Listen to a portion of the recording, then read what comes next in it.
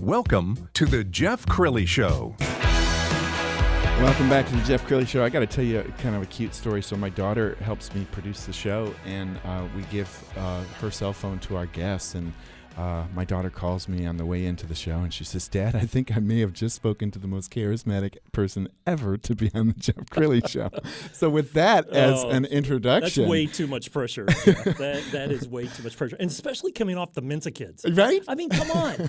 I'm sitting here. How do you follow that? How do you follow Mensa kids? I mean, really, the bar is so stinking high now. I'm just like, I'm done. You got to bring it, man. You got to bring your A game. So Tony Bridwell, he's really the founder of Partners in Leadership. Well, not the founder, but I am a senior partner. Senior partner. Yeah. Okay. All right. Tell us about Partners in Leadership. So it's international consulting company. Been around for about 30 years with one purpose, to help companies move, right, from point A to point B. That's not physically move from down the street, but if they're stuck in one spot not getting results and they need to get better results, we help them move from where they are to a different result. And bottom line, that's what it is. Well, tell us your story. How did you get into this? Oh, man. Yeah, where do you start, right? Well, let me just start with this. I was not a Mensa kid. You and I joked in the elevator coming up, and you totally can steal this, but I was in the half of the class that made the top half possible. I mean, I was that kid, right?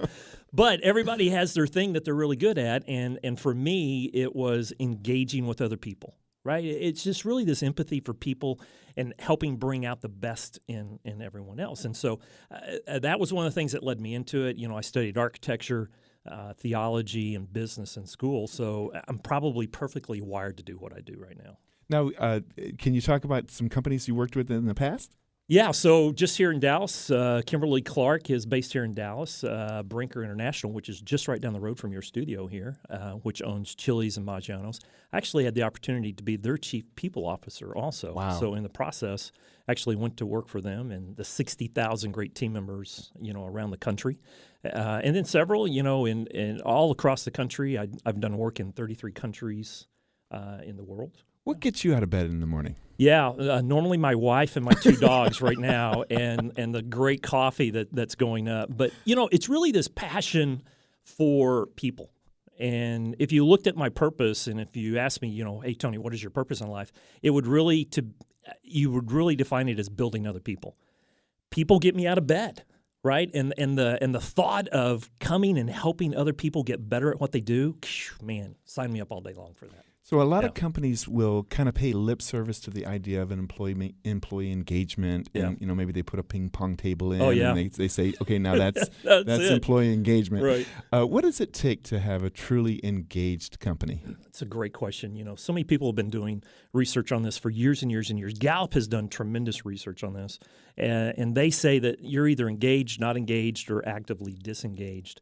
There's a couple of things that help people get engaged.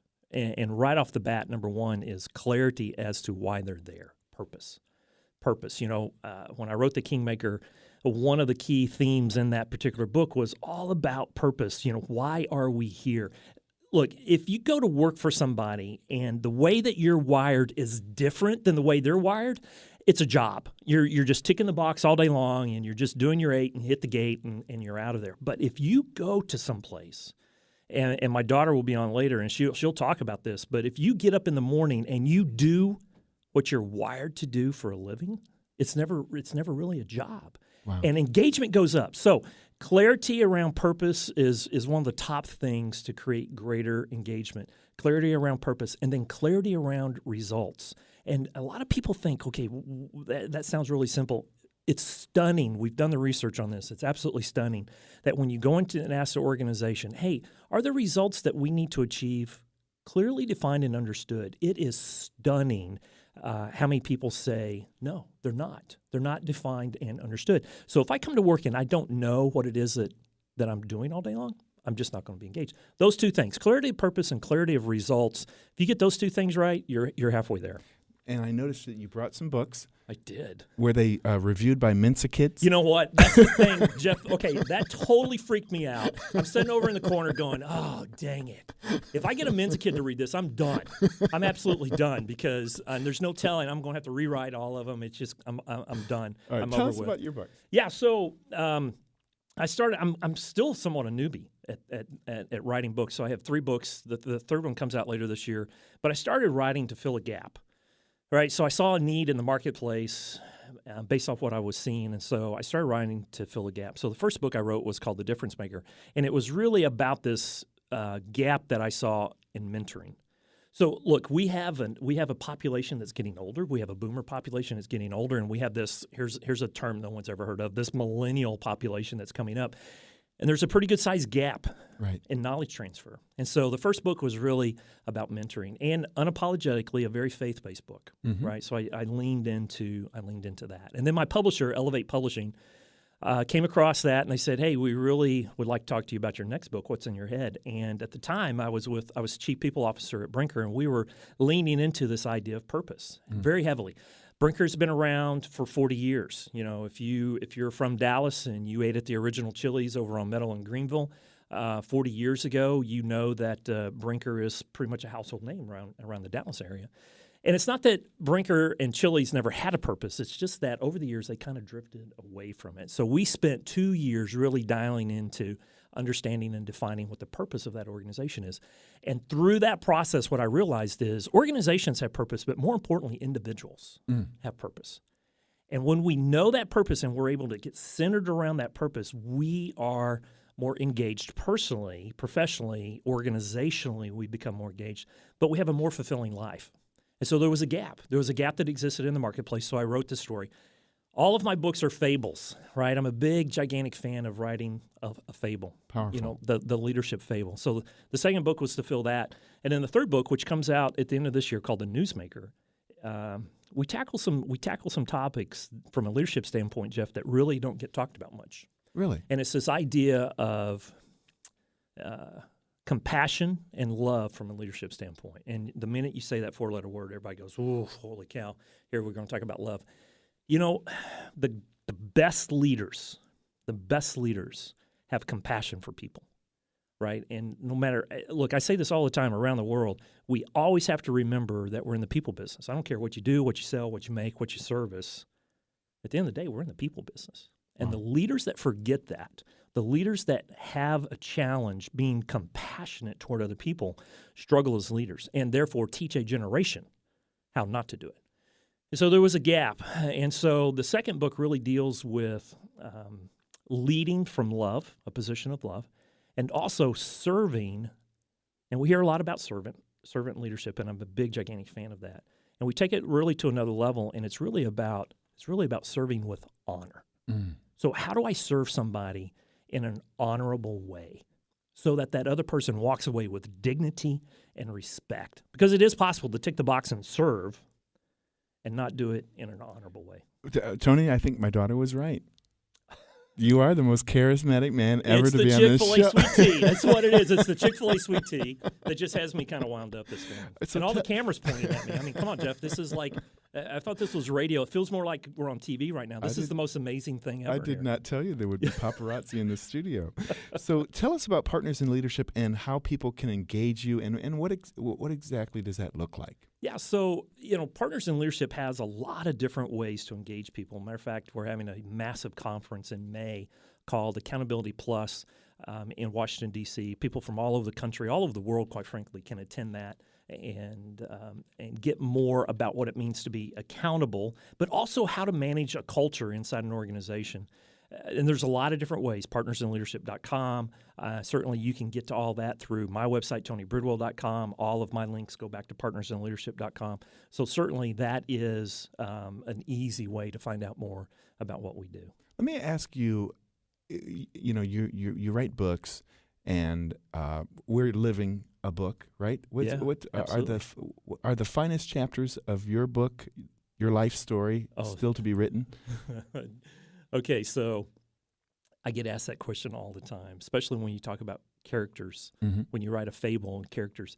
There's a little bit of me almost in every character in every one of my books, mostly the ones where they skin their knee and they fail and, you know, they get back up.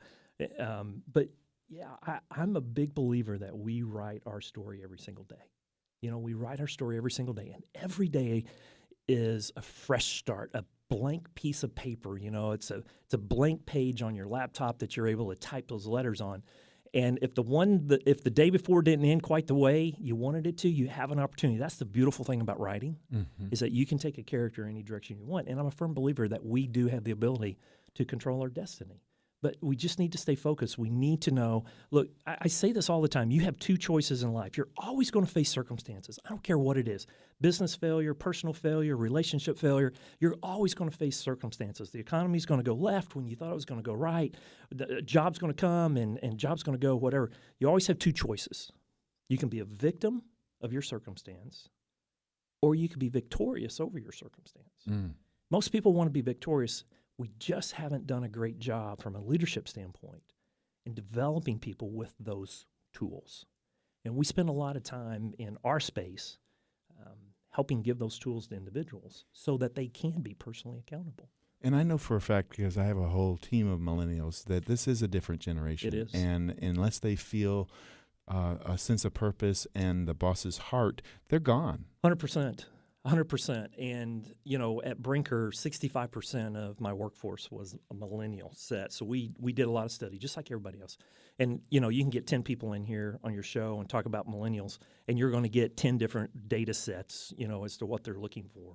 But we found three things that were pretty important to us from a millennial standpoint. Now, what was really interesting is these three things indexed across almost every generation. I'm a boomer. Right, and I've always been a little mad at my dad, and if he's up listening, Dad, I'm really sorry, but I've always been a little pissed because my dad's a boomer, and I'm a boomer. My dad's at the tip end, and I've been pissed. I don't even get my own generation, Jeff. I mean, for crying out loud, I got to share a generation with my dad. It's like it was bad enough sharing a bathroom with him growing up. Now I got to share a generation. But what we notice is that these three things indexed across every single generation, and it was three really interesting things. One is that millennials, and quite frankly me as a boomer, we want flexibility in what we do. We want flexibility in life. That indexes across everybody. There's nobody in this room, there's nobody in the studio, there's nobody listening that's not going to say, oh, no, I don't want any flexibility. Yes, we want flexibility in life. That's number one. Number two, millennials want to be developed. They want to be developed. Look, I want to be developed. I'm still in school. I'm 53 years old. I'm still in school. I'm still writing. I'm still learning. I want to be developed. But most importantly, and you said it just a few minutes ago, number three, they want to know what they do has meaning. They want to know that their purpose is meaningful in life. That is not a new story. Viktor Frankl wrote one of the greatest books in the 40s, Man's Search for Meaning, about this in the 40s. This goes back millennial. I mean, people talk about this. We want to know that what we do is significant.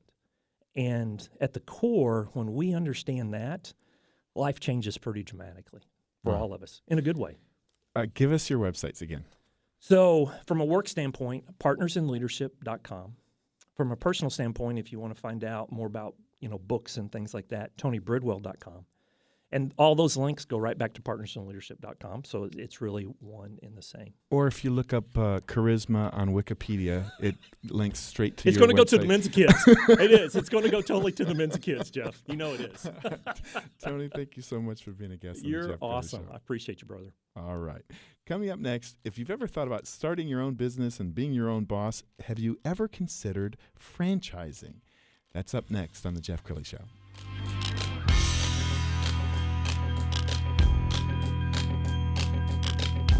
You're listening to The Jeff Crilley Show on Talk Radio 1190.